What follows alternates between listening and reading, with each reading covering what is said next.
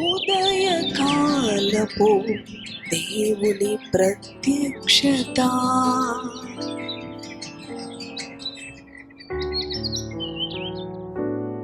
Praise the lord, హల్లెలూయా.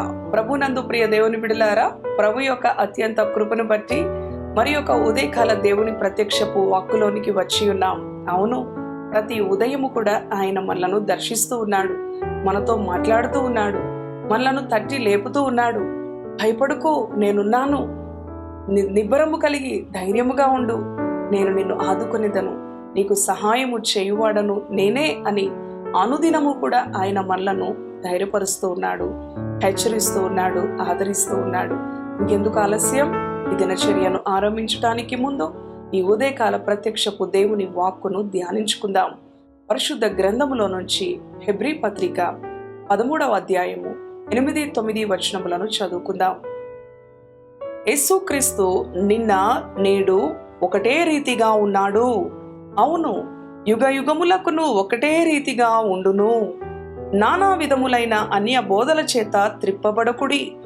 భోజన పదార్థములను బట్టి కాక కృపను బట్టియే హృదయము స్థిరపరుచుకొనుట మంచిది. భోజనములను బట్టి ప్రవర్తించిన వారికి ఏమియు ప్రయోజనము కలుగలేదు. హల్లెలూయా, దేవునికి స్తోత్రం. అవును ప్రియ దేవుని బిడలారా, ప్రభు యొక్క బిడలంగా మన ప్రభు అయిన యేసుక్రీస్తు నిన్న నేడు ఏ విధంగా ఆయన ఒకటే రీతిగా ఉన్నాడో, ఆయన యుగ యుగములకు కూడా ఒకటే రీతిగా ఉన్న దేవుడు. ప్రియ దేవుని బిడలారా, అటు రీతిగా ఆయన బిడలు కూడా ఒకటే రీతిగా ఉండాలని ఆయన ఈ ఉదయకాలం మనలను ఆశిస్తూ ఉన్నాడు. అవును ప్రియ దేవుని బిడలారా, మరి అదే విధముగా ఈ క్రింది వచనములో చూడండి, నానా విధములైన అన్య బోధల చేత త్రిప్పబడకుడి అని ప్రభు చెప్తూ ఉన్నాడు. ప్రభు మనలను హెచ్చరిస్తూ ఉన్నాడు. ఎందుకంటే ఇవి అంత్య దినాలు. మరి ఆయన రాకడ అతి సమీపములో ఉండడానికి ఈ లోకములో ఆయన చెప్పిన రీతిగా ఆయన వాక్యానుసారముగా ఎన్నో మరి సూచనలు జరుగుతూ ఉన్నవి. మరి ఇవి అంత్య దినాలు, దుర్దినాలు అని మనకి ఎంతో మరి తేటగా కనబడుతూ ఉన్నవి. ప్రియ దేవుని బిడలారా, భూమి పైన అక్రమం విస్తరిస్తూ ఉంది, స్వార్థం పెరుగుతూ ఉంది, పాపం అధికమవుతూ ఉంది, జనము మీదికి జనము, రాజ్యం మీదికి రాజ్యము లేచును అని ప్రభువు చెప్పిన రీతిగానే మరి లోకములో, దేశములో పరిస్థితులు మనకి కనిపిస్తూ ఉన్నాయి. అయితే ఎన్ని పరిస్థితులు మారినా, ఎన్ని విధాలుగా మారినప్పటికీ కూడా, మనుషులు మారినా, రాజ్యాలు మారినా, అధికారులు మారినా, నీ ప్రభువు యుగ యుగములకు ఒకటే రీతిగా ఉన్నాడు. ఆయన నిన్న నేడు ఒకటే రీతిగా ఉన్నాడు, యుగ యుగములకు కూడా ఒకటే రీతిగా ఉన్నాడు. నీవు కూడా ఆయన కుమారుడుగా, కుమార్తెగా మనమందరము కూడా ఒకటే రీతిగా ఉండాలి. ఎందుకంటే నానా విధములైన అన్య బోధలు, అబద్ధ బోధలు, మరి ఎన్నో విధాలుగా దుర్దినాలలో సాతానుడు అనేక వేషాలు వేసుకొని అబద్ధ బోధకులుగా చూడండి ఎన్నో మరి కార్యాలు చేస్తూ ఉంటే, మనుషులు మరి ఒకటే రీతిగా ఉండకుండా వారి ఆధ్యాత్మిక జీవితాన్ని మరి పాడు చేసుకుంటూ, బలహీనపరుచుకుంటూ, స్థిరత్వము లేని వారుగా ఉంటూ ఉన్నారు. కృపలో మరి మనము స్థిరులుగా ఉండాలి, మన హృదయాన్ని స్థిరపరచుకోవాలి. దేనిని బట్టి అంటే కృపను బట్టి. చాలా మంది చూడండి, భోజన పదార్థములను బట్టి కాక అంటూ ఉన్నాడు భక్తుడు కదా. భోజనములను బట్టి ప్రవర్తించిన వారికి ఏమీ ప్రయోజనము కలుగలేదు. అవును ప్రియ దేవుని బిడలారా, ఆనాడు ప్రభు అయిన యేసుక్రీస్తు భూమి మీద జీవించిన దినాలలో, ఆయన 3.5 సంవత్సరాల సేవా అనుభవంలో జన సమూహము ఆయనను వెంబడించారు. ఎందుకు వెంబడించారు? ఆయన చేస్తున్న ఆశ్చర్య కార్యాలు, అద్భుత కార్యాలను కనులారా చూస్తూ, వారు అనుభవిస్తూ, ఆయన పెడుతున్న ఆహారము తింటూ ఆయనను అనుసరించారు. కానీ పరిపూర్ణంగా ప్రభువుని సొంత రక్షకునిగా అంగీకరించలేదు, ప్రభునందు విశ్వాసం ఉంచలేదు.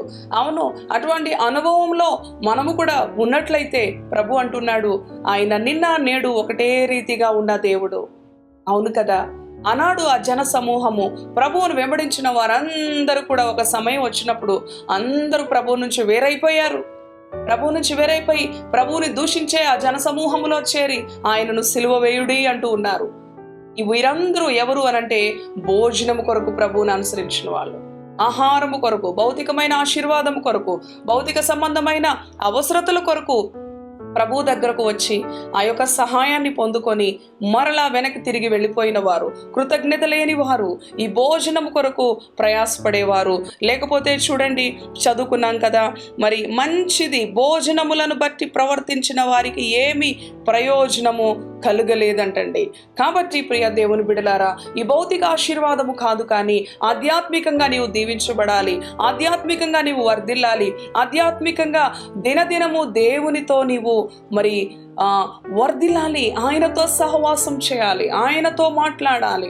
ఆయన కృపని బట్టి మాత్రమే నీ హృదయాన్ని నీవు స్థిరపరచుకోవాలి. ఆయన నిన్న నేడు ఒకటే రీతిగా ఉన్నాడు. ఈ రోజున నీవు ఏ విధంగా ఉంటూ ఉన్నావు? నీ ఆధ్యాత్మిక జీవితం ఏ విధంగా ఉంటుంది? ఈ రోజున పరిశుద్ధంగా దేవుని ఎదుట నీవు అగ్గుపడుతూ ఉన్నావు. రేపటి పరిస్థితి, గతించిపోయిన పరిస్థితి, అవును, ఏ సమయము ఎన్ని విధాలుగా ఎన్ని అనుభవాలు మారినప్పటికీ, మనుషులు మారినా ఆయన మారని దేవుడు.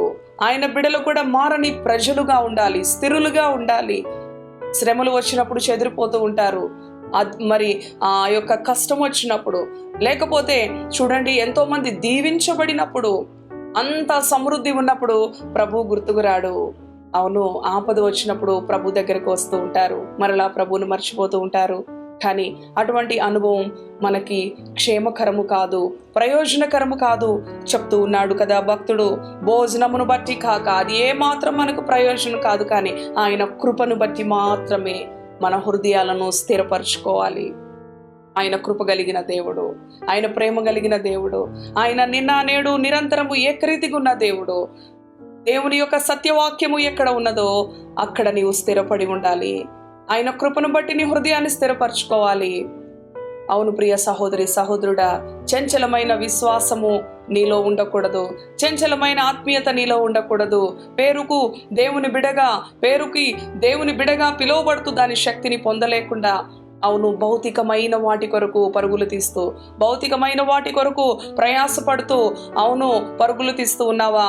అది ఏమి ప్రయోజనము కాదు అని దేవుని యొక్క వాక్యం తెలియజేస్తుంది.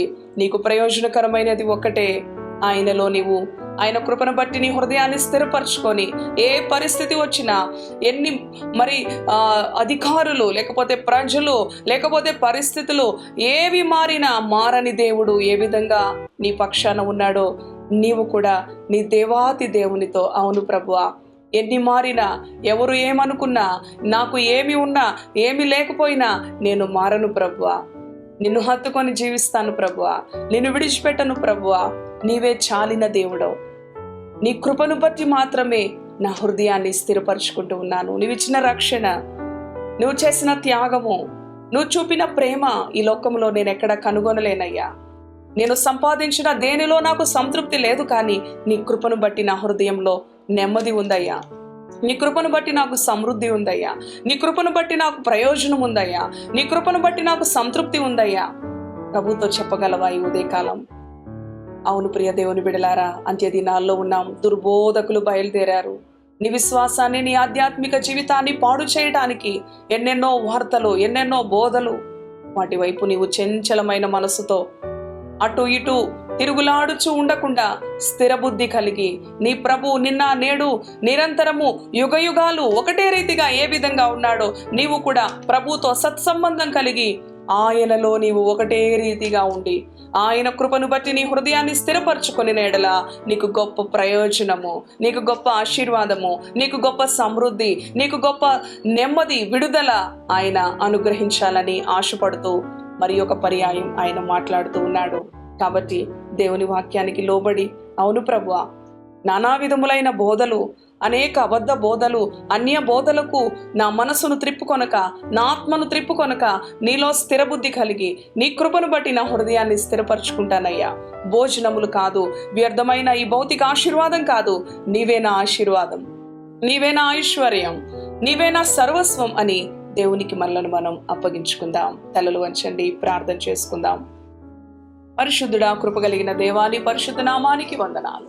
అవును ప్రభువా, నీ కృపను బట్టి మా హృదయాలు స్థిరపరచండి. అన్య బోధల వైపు తండ్రి త్రిప్పబడే వారిగా కాకుండా, యేసుక్రీస్తు నిన్న నేడు నిరంతరము ఏకరీతిగా ఉన్న దేవుడు, యుగ యుగములకు ఏకరీతిగా ఉన్న దేవుడు, మారని దేవుడవు, మార్పు లేని దేవుడవు. నీ బిడ్డలుగా మేము కూడా అటు రీతిగానే ఉండాలి. పరిస్థితులను బట్టి మారకుండా, మనుషులను బట్టి మారకుండా. అవును ప్రభువా, తండ్రి వేషధారులుగా, అవును ప్రభువా, కొంచెం లోకములో కొంచెం దేవునిలో తండ్రి అటు రీతిగా ఆధ్యాత్మిక జీవితం ఉండకూడదు. మా ఆధ్యాత్మిక జీవితం అనుదినము నీతో వర్ధిల్లాలి, బలపరచబడాలి, స్థిరపరచబడాలి. నీ కృపను బట్టి మాత్రమే. ఆనాడు కూడా ఎంతో మంది అవును ప్రభువా భౌతిక ఆశీర్వాదాల కొరకు నిన్ను వెంబడించారు. ఒక సమయం వచ్చినప్పుడు అందరూ విడిచి వెళ్ళిపోయారు. అది ఏమి ప్రయోజనం లేదు నాయన. అది ఎంత మాత్రం ప్రయోజనకరమైనది కాదు. నీ బిడ్డలకి నీవు ప్రయోజనకరమైనది ఇవ్వాలని, శాశ్వతమైనది ఇవ్వాలని, సమృద్ధికరమైన నిత్య జీవం ఇవ్వాలని నీవు తప్పిస్తూ ఉన్నావు. నీ ప్రియ బిడ్డలను దర్శించినందుకు వందనాలు. అవును ప్రభు, అన్య బోధల వైపు త్రిప్పబడకుండా, పరుగులు తీయకుండా, నీలో స్థిర బుద్ధి కలిగి నీ కృపను బట్టి వారి హృదయాలను స్థిరపరుచుకొని నిరాకడ పర్యంతరం వరకు కూడా ఒకటే రీతిగా, ఏకరీతిగా నీ బిడ్డలు జీవించాలి, వర్ధిల్లాలి. నీ ప్రతిరూపాలుగా, నీ సొత్తుగా. అవును ప్రభువా, క్రీస్తు స్వారూప్యములో ఈ లోకానికి క్రీస్తును చూపిస్తూ, క్రీస్తును ప్రకటిస్తూ, క్రీస్తును మహిమపరుస్తూ నిన్ను ఘనపరిచే బిడ్డలుగా నీ బిడ్డలను దీవించమని, వారిని ఆశీర్వదించమని, ఈ దినమంతటికి కావాల్సిన మెండైన కృపను నీ బిడ్డలకు అనుగ్రహించమని యేసయ్య సర్వశక్తి కలిగిన నామంలో ప్రార్థిస్తున్నాను తండ్రి. ఆమేన్, ఆమేన్. Praise the Lord. God bless you. Thank you.